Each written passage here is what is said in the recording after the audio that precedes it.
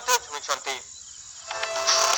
गोटे वर्षर खुशी को गोटे दिन में अजाड़ी देछंती जुगेनपदर गाँव गोंड संप्रदायर लोक माने निजर इष्ट देवी पाखे पूजार्चना करी गाँ मझिरे एकजुट होइतिले। कुरे पतर नुआधान सांग को अनेक पिठापणार दृश्य लागुथिला बेस नियारा। गाँव सब परिवार एकजुट होई इष्ट देवी पाखरे निजर शुभ कामना करथिले। 20-30 वर्ष पूर्वे आमर गाँव उद्योगी जेन बंधु मैंने थिले बड़ बड़ आमर वयोज्येष्ठ कि जेन युव बंधु मैंने थिले से माने आमर गाँ के एकता करबार पाई आमर गाँ समस्त को मिले मिसई करी चलबार पाई से माने गोटे निजस्व उद्यम रे गोटे आरंभ कले चिंता करी आमर गाँ रे गोटे पार्टी बसी बसी नुआ खाए।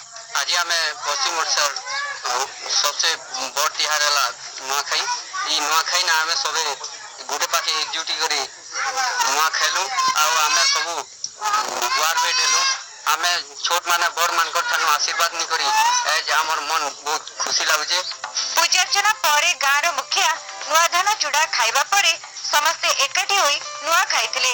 निजर परिवार समस्त सदस्य संग को भाई बंधु कुटुंबर मजबूत संपर्क देखिबाकु मिलिथिला। शेषरे परिवार छोट माने बड़ माननकु जुहार करथिले।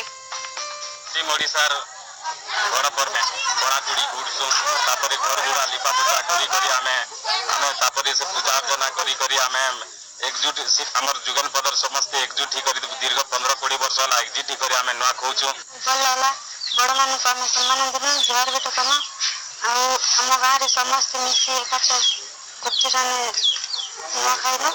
सतरे पश्चिम ओडिशार एही नुआखाई पर्व काल कालर संपर्क भाईचारा कृषि संघ को संपर्क मजबूत मुख्य उदाहरण अटे।